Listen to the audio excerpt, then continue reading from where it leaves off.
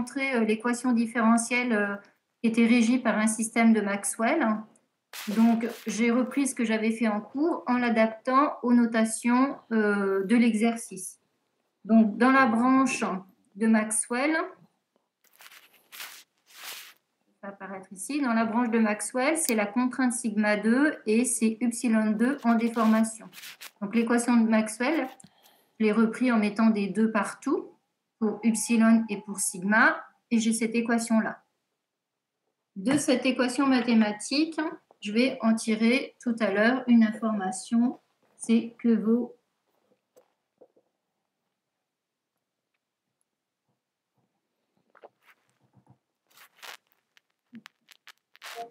oui. Excusez-moi, madame, sur le modèle que l'on a, là, le modèle Zener, attendez, il y a marqué le nom. Le modèle Zener, on est d'accord que ça ressemble, en fait, là, le système, il est en parallèle ou il est en série? Pour moi, il est en parallèle, mais c'est juste pour vérifier. Alors, tu as un système de Maxwell qui est en parallèle avec un ressort.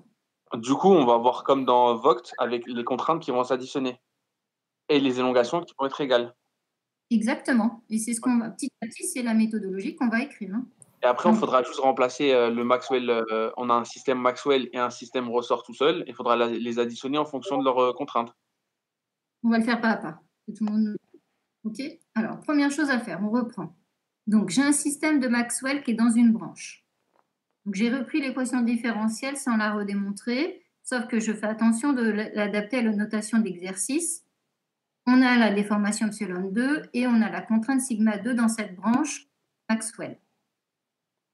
Dans l'autre branche, en parallèle, on a un ressort qui est régi par une loi de Hooke du type sigma égale E' epsilon, sauf que je l'adapte à la notation de l'exercice. Attention, contrainte indice sigma 1 et epsilon indice 1. Donc, j'écris sigma 1 égale E' epsilon 1. OK, jusqu'à là, je pose des choses qu'on a vues en cours. Ça va? Après. Madame. Oui? Quelqu'un demande la parole? C'est Léo. Juste répéter, s'il vous plaît. Alors, ce que je dis, c'est que, un petit peu dans tous les sens, j'écris d'abord un système de Maxwell parce que j'ai reconnu dans une branche un système de Maxwell, sauf que je l'adapte à l'exercice. Le système de Maxwell est régi par une contrainte sigma 2 et une déformation epsilon 2. Mais j'ai recrit l'équation différentielle établie en cours. OK? Ce système de Maxwell est en parallèle avec un ressort. Un ressort est régi par une loi de Hooke que j'ai écrit ici, mais attention, je l'ai adapté à l'exercice. Ce ressort, il est régi par une contrainte sigma 1 et une déformation epsilon 1. Voilà. Donc, j'ai deux branches en parallèle pour lesquelles j'avance ces deux relations-là. Maintenant, qu'est-ce que je vais dire? Je vais écrire, comme on me l'a dit oralement, que ces deux branches sont en parallèle, donc c'est-à-dire éléments en parallèle, ça veut dire que la contrainte sigma globale est égale à sigma 1 plus sigma 2 et epsilon égale epsilon 1 égale epsilon 2. Désolée, c'est un brouillon, j'ai un peu rédigé un peu vite. C'est pas très propre. Donc, après, on écrit que les éléments sont en parallèle. Donc, ça veut dire que la contrainte globale est égale à sigma 1 plus sigma 2 et que la déformation globale est celle qu'on trouve dans chaque branche. À chaque fois, je vous ai dit, on part de la loi additive. Donc, de la première ligne, sigma égale sigma 1 plus sigma 2, j'ai écrit, c'est tout encore vrai si je dérive toute cette ligne par rapport au temps. Donc, d de sigma sur dt égale d de sigma 1 sur dt plus d de sigma 2 sur dt. Ça va, je ne vous ai pas perdu?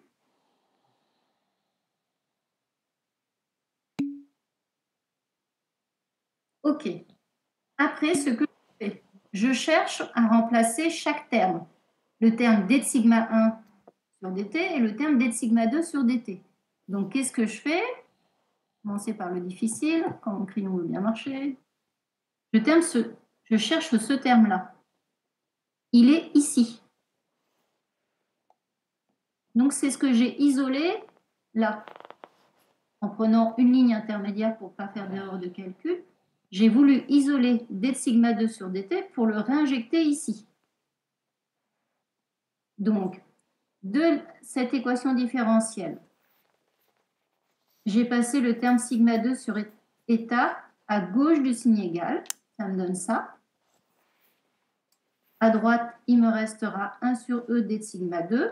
Moi, je veux juste d de sigma 2. Donc, je multiplie ce terme-là et ce terme-là par le module Young E et que ça me donne ça. Donc, je trouve que d de sigma 2 égale à ça. Et je l'ai remplacé de la ligne du dessous.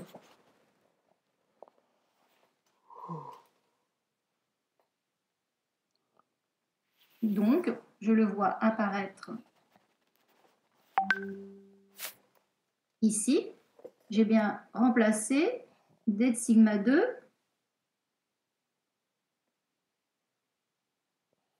par l'équation mathématique qui est ici. Alors, j'ai fait apparaître le tantôt. Vous savez qu'il est très facile à utiliser parce qu'il donne des expressions plus simplifiées. Donc, j'ai écrit que taux ici, c'est état sur E. Voilà. Est-ce que ça va? C'est bon pour cette partie-là? OK. Sigma 1, c'est E' d de epsilon 1. Donc, si je le dérive, eh bien,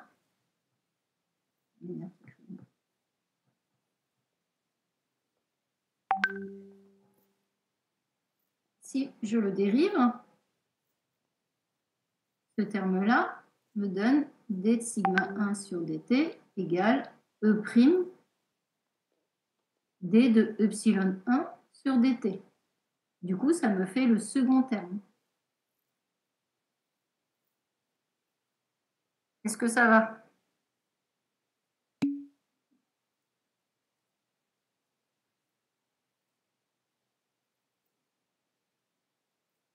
Je pars de la loi additive. Ici, je pouvais l'exploiter que si je la dérivais. Donc, c'est ce que j'ai fait. Et après, je cherche à remplacer chaque terme. D de sigma 1 sur dt. Et le terme d de sigma 2 sur dt. Oui, une question.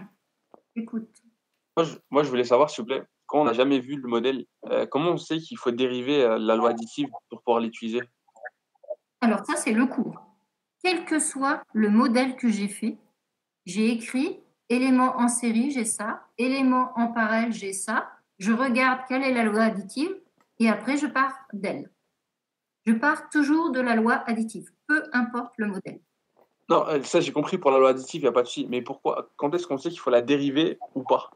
Ah, parce que sigma 2, à la. Comment dire? À Maxwell. D de sigma 2, je cherche sigma 2. Sauf que dans l'équation différentielle de Maxwell, qui était la première relation, je n'ai pas juste sigma 2, mais j'ai d de sigma 2.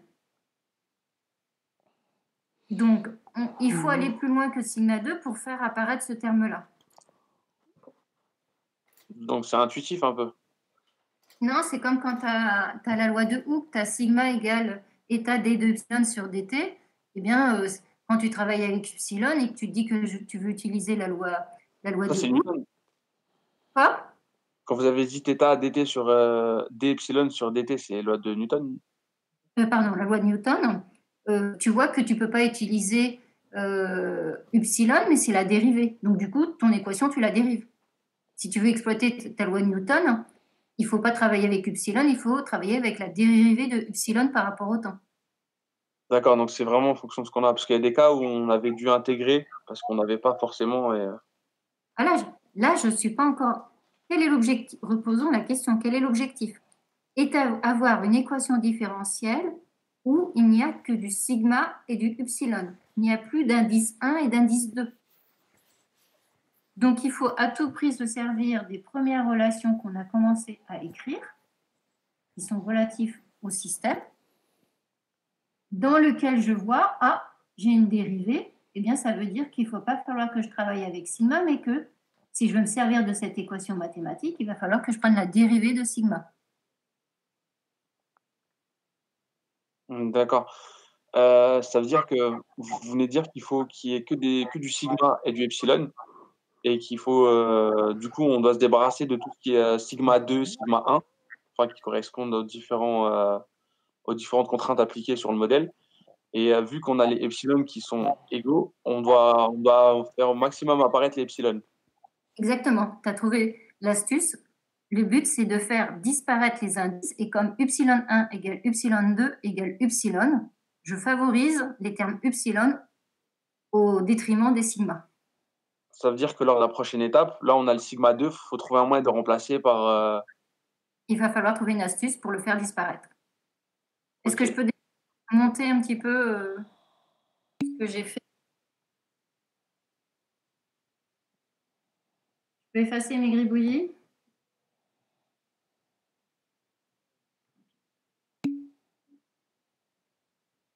Alors, du coup, tout le monde en était arrivé là. Donc, je continue, je continue, je continue.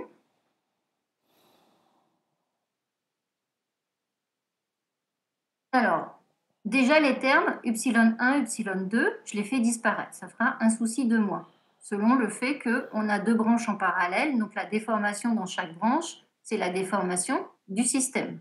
Donc, tout ce qui est ε1, je mets epsilon. Tout ce qui est ε2, je mets epsilon. Et il y a ce terme-là qui m'embête. Voilà. Donc là, il me reste cette difficulté-là. Alors là, c'est vrai qu'il y a une petite astuce. C'est de dire que si j'utilise ma relation additive, sigma égale sigma 1 plus sigma 2, et que je fais apparaître le terme sigma 1, où il y a juste un ressort, j'ai une relation simple entre sigma 1 et epsilon 1. Et epsilon 1, c'est epsilon. Donc sigma 2, c'est le problème. Il faut le faire disparaître. Il est compliqué à faire disparaître. Je répète pourquoi. L'idée, c'est d'enlever les indices. Or, si je travaille sur le ressort qui est ici, j'ai une relation simple entre sigma 1 et epsilon 1. Et epsilon 1, c'est epsilon. Donc, plus d'indices. Donc, on va faire disparaître sigma 2 au profit de sigma et sigma 1 en utilisant la loi additive. Donc, sigma 2, c'est sigma moins sigma 1. Et sigma 1, je vais utiliser sa loi de Hooke. Donc, je monte.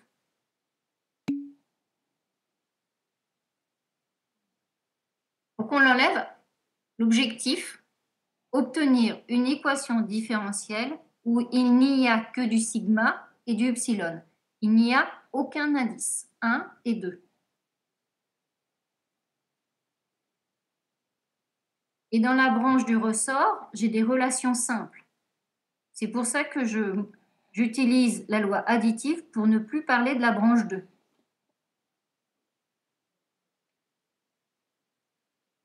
Ça, c'était l'astuce.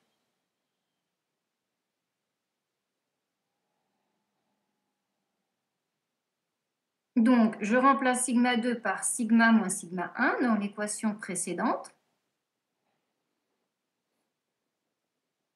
Et je vais écrire la loi de Hooke pour sigma 1.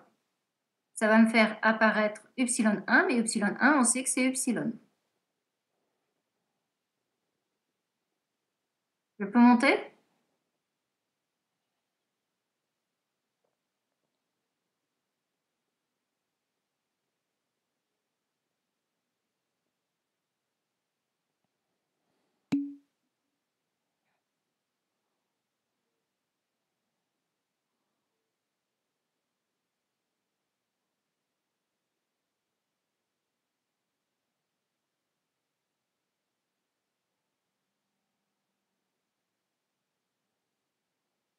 Donc, j'ai remplacé sigma 2 par sigma moins sigma 1.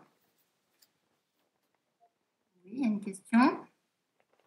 En fait, j'ai pas compris pourquoi on enlève les indices des epsilon et on laisse sigma 2. Parce que qui dit élément en parallèle dit que si c'est en parallèle, la déformation globale est la déformation qu'on trouve dans chaque branche. Par contre, Okay. contraintes s'additionnent. Ok, merci. D'accord? Ouais. Donc, je reviens là. Donc, j'ai remplacé sigma 2 par sigma moins sigma 1. Après, qu'est-ce que j'ai fait? Tout ce qui est sigma, ici j'ai un sigma, eh bien, je l'ai regroupé avec le sigma qui est en dérivée ici. Donc, le terme sigma, je l'ai passé à gauche du signe égal. Donc, moins sigma divisé par tau se retrouve ici en plus sigma divisé par tau. Je l'ai passé à gauche du signe égal. Et il me reste le terme sigma 1 divisé par tau. Et là, j'écris sa loi de Hooke. Sigma 1 égale E', epsilon 1, mais epsilon 1, c'était ça l'astuce, c'est ce que je visais, faire apparaître du epsilon. Comme epsilon 1, c'est égal à epsilon, il n'y a plus d'indice. Et ça y est, on a gagné. On a une équation différentielle qui relie la contrainte globale, sigma, à la déformation globale, epsilon.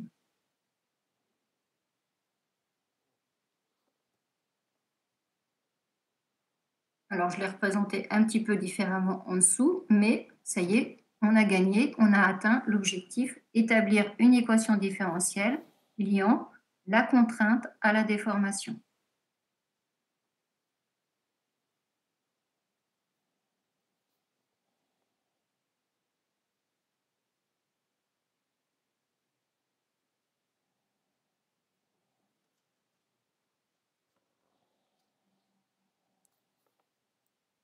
C'est bon?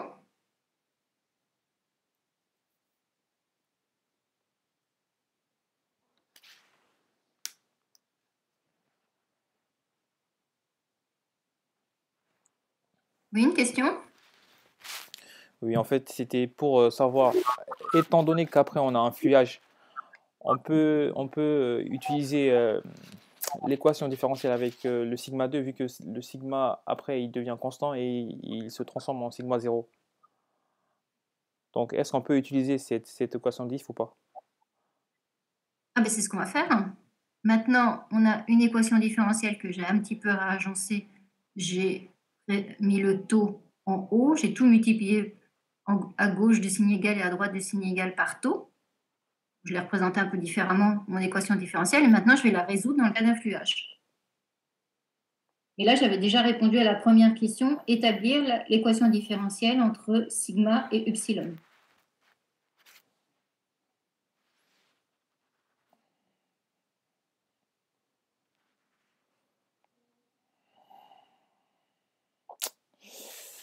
Il faut y aller pas à pas.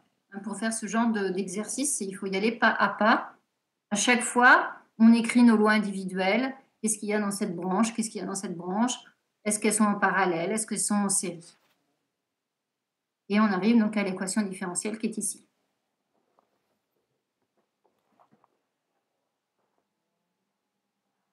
Est-ce que c'est bon? Je peux continuer? On va résoudre cette équation différentielle dans le cas d'un fluage.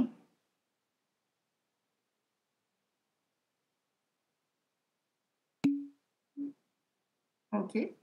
Donc, on écrit ce que c'est qu'un fluage. Un fluage, eh bien, c'est une contrainte qui est constante de façon instantanée, qu'on va noter sigma 0, et on observe la déformation epsilon au cours du temps. Donc, notre équation différentielle se simplifie.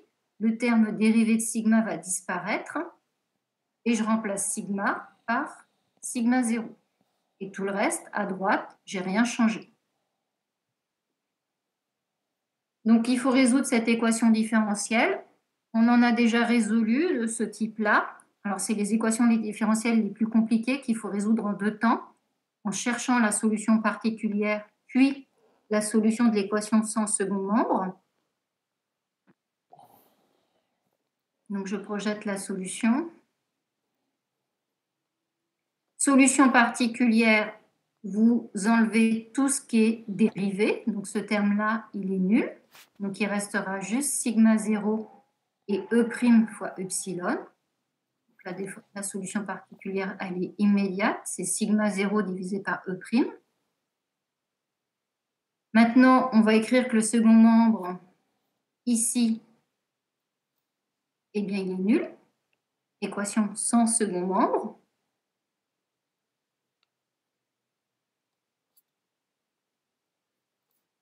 Et on a deux variables, upsilon et le temps. Je vais isoler mes variables. À gauche du signe égal, je vais mettre une variable. À droite du signe égal, je vais mettre l'autre variable et on va intégrer après.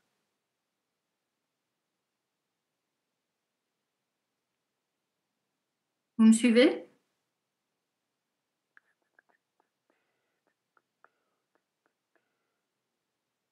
Une question? Pour être sûr d'avoir bien compris, quand vous avez fait le fluage, vous avez enlevé la dérivée de sigma parce que ça vaut 0, vu que c'est une constante. Vous avez remplacé sigma par sigma 0. Oui, c'est ça. Et du coup, vous avez factorisé pour tout ce qui est dérivé d'epsilon sur dt. Vous avez refait passer le taux devant le E plus E'. Et je voulais savoir, le E' epsilon, il vient du sigma 2 qu'on a enlevé au début, enfin du sigma 1 qui était resté. Alors, on remonte. Est-ce que tu es arrivé à cette équation différentielle que j'avais un petit peu représentée différemment? Oui, bien sûr. Donc, tu en étais là? Ouais, ça, j'ai compris, il n'y a pas de souci. D'accord, ok. Donc, le fluage, comme tu l'as dit, la dérivée ici, elle est nulle. On impose quelque chose de constant. Donc, cette constante, ben, je la précise, c'est plus sigma, mais c'est sigma 0. Et après, ta question, elle se situe où? Je n'ai pas bien compris. En fait, Ça, tu as compris, ça, cette équation-là. ouais, là, c'est bon. La solution particulière, elle vient de... La solution particulière, tu annules le terme dérivé.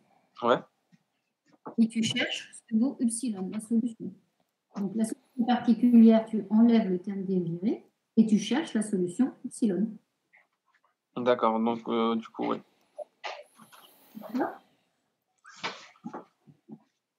Ok. Donc, solution particulière, ça va être sigma 0 divisé par le prime. D'accord. Okay. Après, on annule le second membre, donc ça égale à 0, et on résume l'équation différentielle associée. Donc, c'est la résolution de l'équation sans second membre. Ok. Danushika, tu n'as pas compris quoi? Tu n'as pas compris cette équation que je montre ou la solution particulière? L'équation au-dessus de la page de fluage. D'accord. Celle-ci. Ouais. Alors, tu as décroché à partir d'où? Est-ce que ce qui n'est pas encadré, ça allait pour toi? Ouais, ça c'était bon, ça. Eh bien, tout simple. Hein. Ce que j'ai fait. Oh. Non, c'est une horreur. Qu'est-ce que j'ai fait pour passer de là à là? J'ai fait une simple multiplication. J'ai multiplié à gauche de mon équation, à droite de mon équation par taux, que j'ai fait par taux, à gauche. Ah oui, ok. D'accord. D'accord. Ça va? Oui.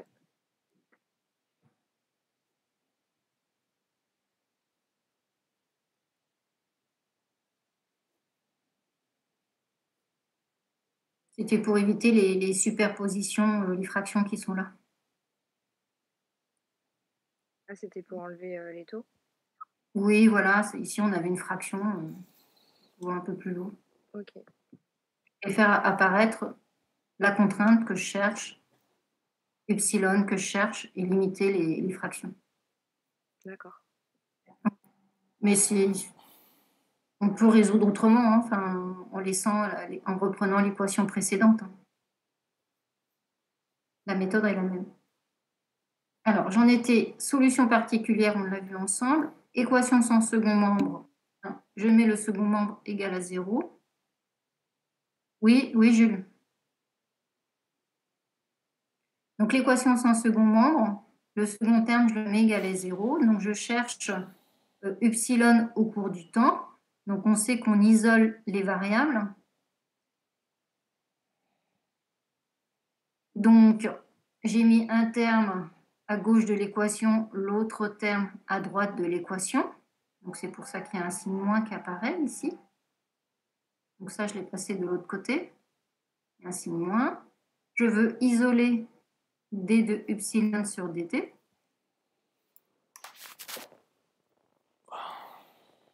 Et quel est l'objectif? Ça, c'est l'objectif final. On arrive à l'équation finale. À gauche du signe égal, j'ai que du upsilon. À droite du signe égal, j'ai que la variable temps, avec des facteurs multiplicatifs, peu importe. Mais j'ai isolé mes variables. À gauche du signe égal, j'ai la variable upsilon. À droite du signe égal, j'ai la variable temps. Donc, une fois que j'ai isolé mes variables, eh bien, je peux intégrer et il y aura une constante qui va apparaître.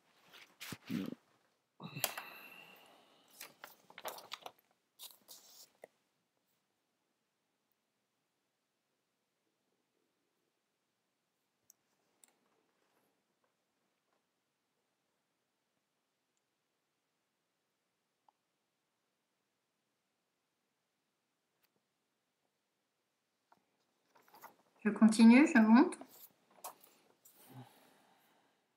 Donc, ce terme-là, quand je l'intègre, c'est ln de epsilon. dt, ça devient le temps, plus une constante, tout ça. Quand j'intègre, j'ai ma constante.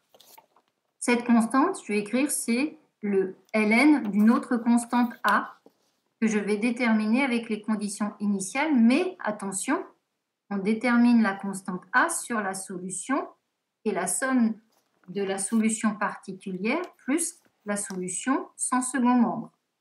A, je peux le déterminer qu'en considérant les deux solutions, pas juste avec une partie de solution.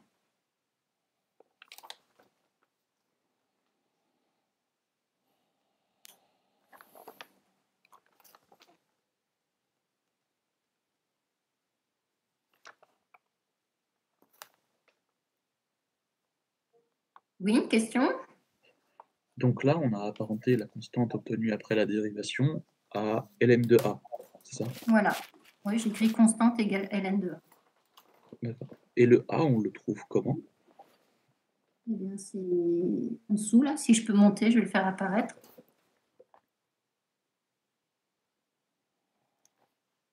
Je peux monter pour tout le monde?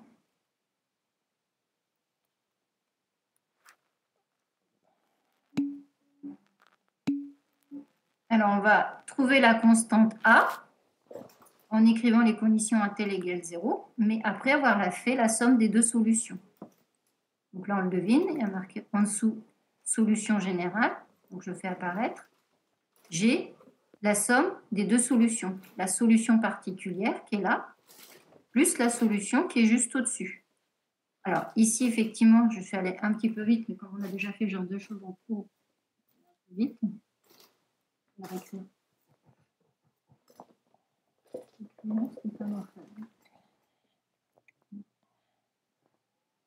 Ici, dans cette équation du dessus, j'y suis allée un peu vite. ln de upsilon moins ln de a, c'est égal à ln de upsilon divisé par a, et c'est égal à moins e prime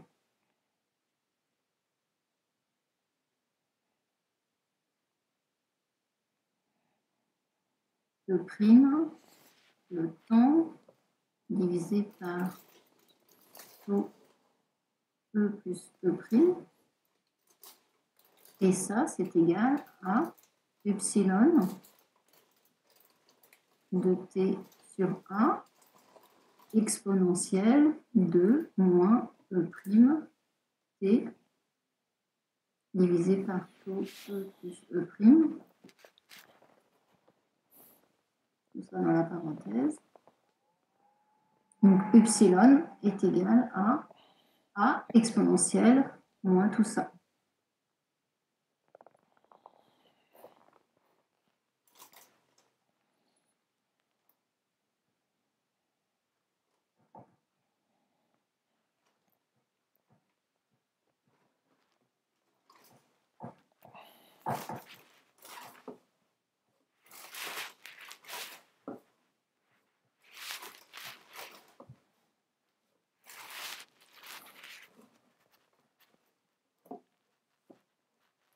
Donc là, on a la solution particulière.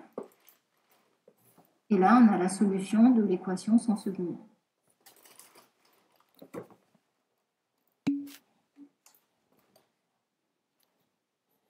comment il apparaît le t. Dans la deuxième solution, quand on intègre dt, son intégrale c'est t.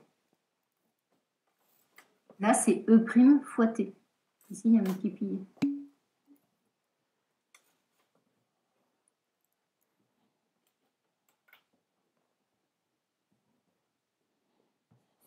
Est-ce qu'il y a d'autres questions? Donc là, j'ai la solution complète, c'est-à-dire qui est la somme de la solution particulière plus la solution de l'équation sans second membre. Dans cette équation, dans cette solution complète, il y a la constante A que je vais pouvoir maintenant, et je n'avais pas le droit de le faire avant, c'est que maintenant que je peux déterminer que vaut A en écrivant les conditions initiales sur la solution complète.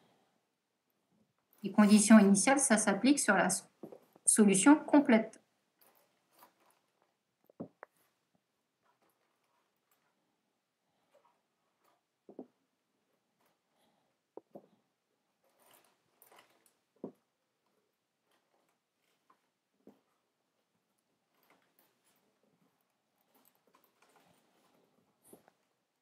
Est-ce que je peux effacer mes rajouts?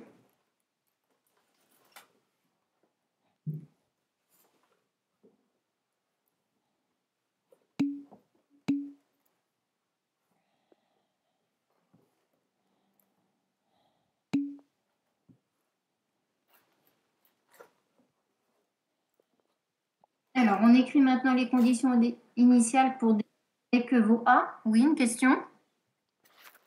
Excusez-moi, vous avez expliqué comment on obtenait les quadifs à la fin, pas de souci. Mais pour le petit ln de A, je sais que ça vient de la constante. Oui, j'ai écrit que cette constante, je peux écrire qu'une constante, c'est le logarithme d'une autre constante. Ah, ok, d'accord. Pour ça, j'écris que c'est ln de A. On a toujours le droit d'écrire qu'une constante, c'est le logarithme d'une autre constante. L'intérêt, c'est que cette constante rentre dans le ln de upsilon pour faire apparaître exponentielle tout à l'heure. Après. Ok, merci. D'accord?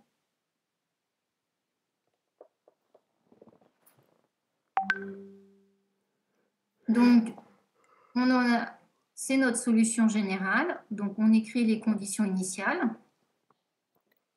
AT égale 0, que vaut la déformation? Eh bien, on regarde ce qu'on a dans chaque branche. On a du ressort dans les deux branches. Donc, chaque branche peut répondre instantanément. Donc, on va dire que cette déformation AT égale 0 vaut epsilon 0.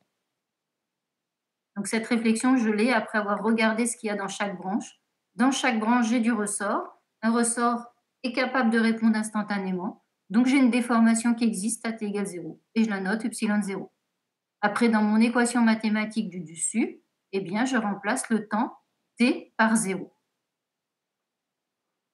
Exponentielle de 0, ça fait 1.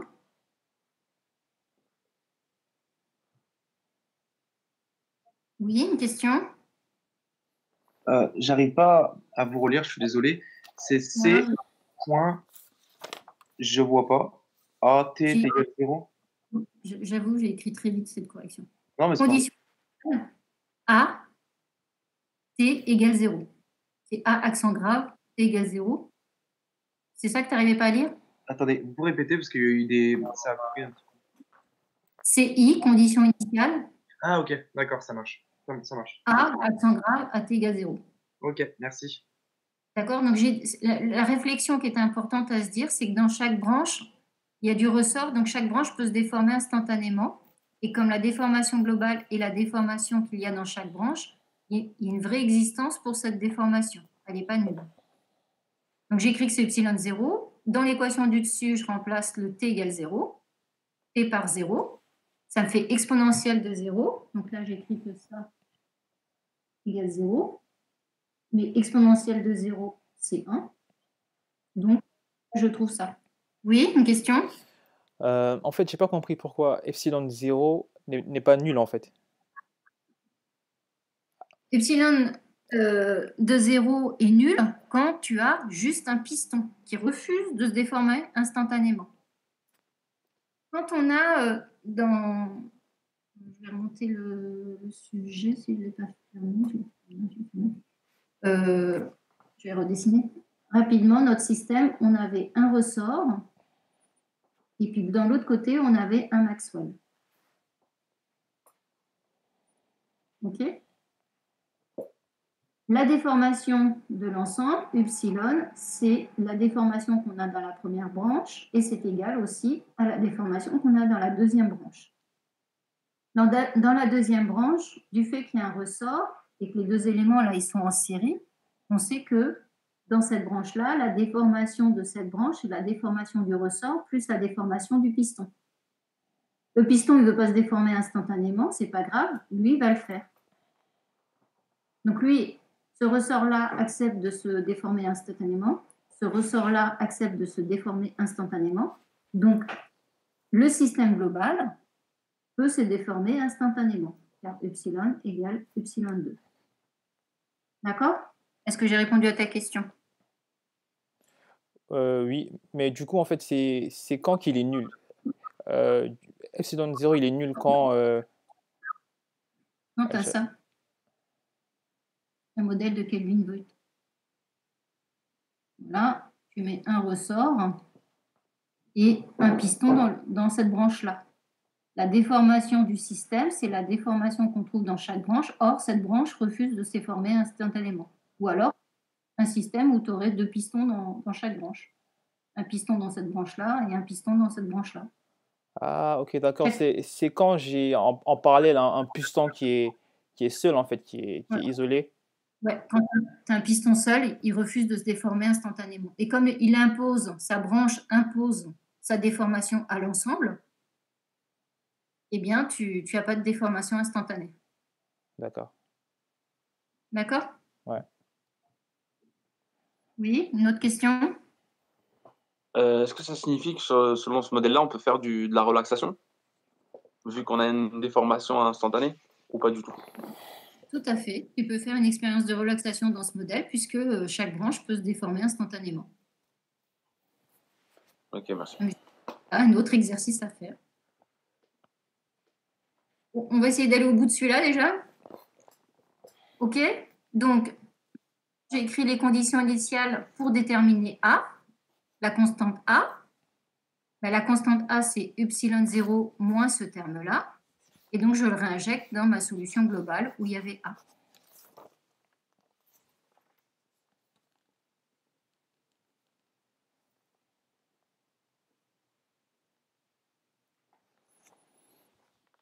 Est-ce que c'est bon ça?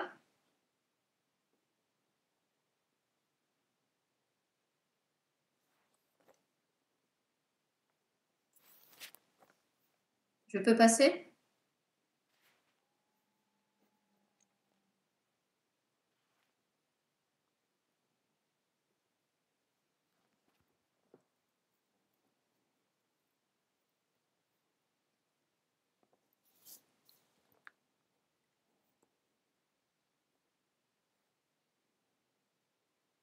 Alors, on en arrive à la fin.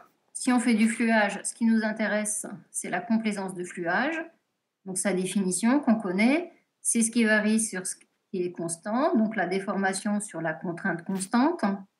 Donc, de cette équation, je divise la totalité par sigma 0. Donc, il y a des simplifications qui vont apparaître ici, ici, pas lui. Donc là, je vais avoir un rapport de epsilon 0 sur sigma 0. Je fais apparaître le résultat. Ah, il va falloir que je tourne ma feuille. Donc, il faut que vous ayez fini de noter ça pour faire apparaître la suite. Mon scan a tourné la feuille.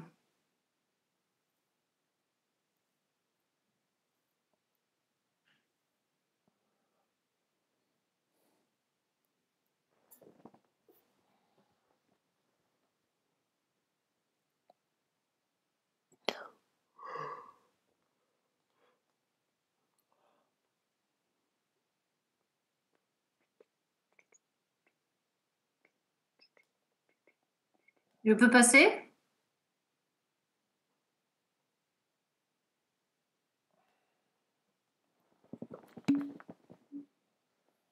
Ok.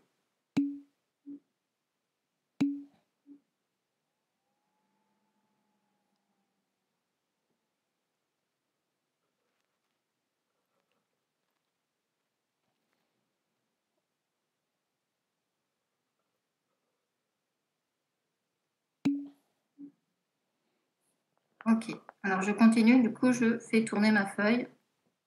Dans quel sens? Voilà. Voilà. Donc, je fais... Bon, je ne peux pas faire apparaître. Donc, la complaisance de fluage, j'ai divisé par sigma 0 l'équation précédente. Donc là, il y avait un terme qui simplifiait. Sigma 0 a disparu ici. Sigma 0 a disparu ici. Par contre, celui-ci, ben, il n'y a pas de simplification. Donc, j'écris epsilon 0 sur sigma 0. Alors, on pourrait se dire qu'on a gagné, mais on peut aller un tout petit peu plus loin, c'est chercher que vaut ce terme-là.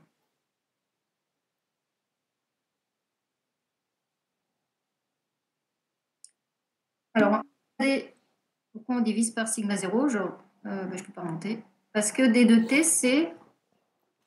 On a écrit la définition de D de T. D de T, c'est ce qui varie. Donc, on a dit quoi? Epsilon de T, l'expression qu'on a calculée précédemment, et on divise par sigma 0. C'est la définition de la complaisance de fluage. Donc, l'expression précédente, c'était epsilon de T, je l'ai divisé par sigma 0. Est-ce que j'ai répondu à la question?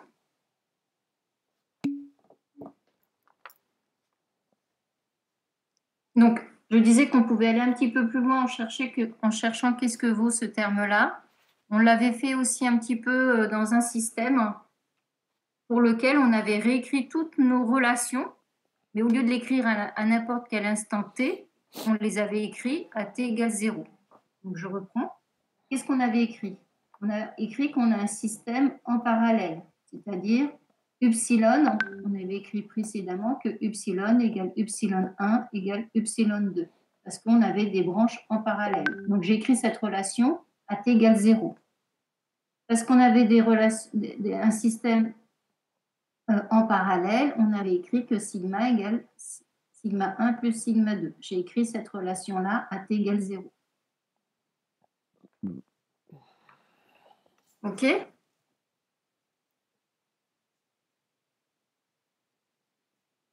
Donc, après ce qu'on fait, c'est qu'on va essayer d'expliciter chaque terme. Sigma 1, 0, eh bien, c'est la loi de Hooke du ressort 1 à t égale 0. C'est E' epsilon 1, 0. Et puis après, j'ai le terme sigma 2, 0 pour lequel il faut un petit peu réfléchir et être astucieux. Sigma 2, ça concerne la branche de Maxwell. Donc, deux éléments, un ressort et un piston qui sont en série. Quand ils sont en série, ces deux éléments ont leur contrainte qui est égale. Donc, sigma 2 égale sigma 2 du ressort égale sigma 2 du piston. Évidemment, je vais m'orienter pour faire apparaître toujours la loi du ressort qui est toujours beaucoup plus simple. Donc, sigma 2, 0, je vais faire le choix de dire que c'est sigma 2, 0 dans le ressort. Pour faire apparaître la loi de Hooke du ressort numéro 2 à t égale 0.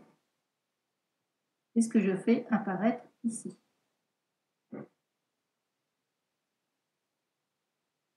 Et là, on a gagné. On n'a que des relations simples parce qu'on a fait apparaître les lois de Hooke de chaque ressort. J'ai des epsilon 1 et des epsilon 2, à t égale 0, certes, mais on sait que les epsilon 1 et l'epsilon 2, ils sont égaux à epsilon. Oui, alors il est lourd cet exercice, mais une fois que vous avez fait pas à pas cette démarche, c'est tout le temps la démarche qu'on utilise. Je n'ai pas dit que c'était le partiel de l'an passé.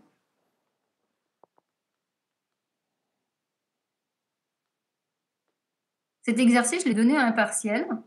Alors certes, j'ai mis plein de points pour toutes les questions, pour toutes les étapes intermédiaires. Alors, où il fallait écrire les lois, les relations entre différentes parties. J'ai mis plein de points intermédiaires et il y a plusieurs étudiants qui ont été sans problème jusqu'au bout. entièrement résolu. Je pense qu'il faut le digérer, cet exercice, parce que c'est la méthodologie qu'il faut savoir faire. Une fois qu'on a compris la méthodologie, on peut l'appliquer à n'importe quel système.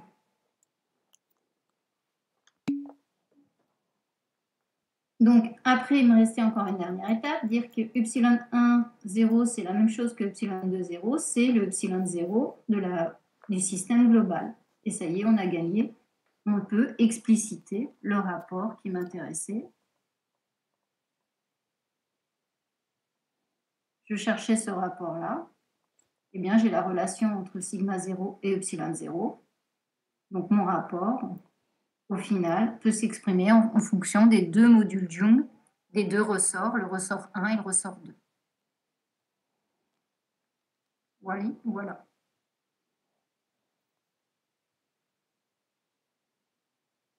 Donc, si je fais apparaître la dernière ligne et on a fini, et en plus, il est l'heure.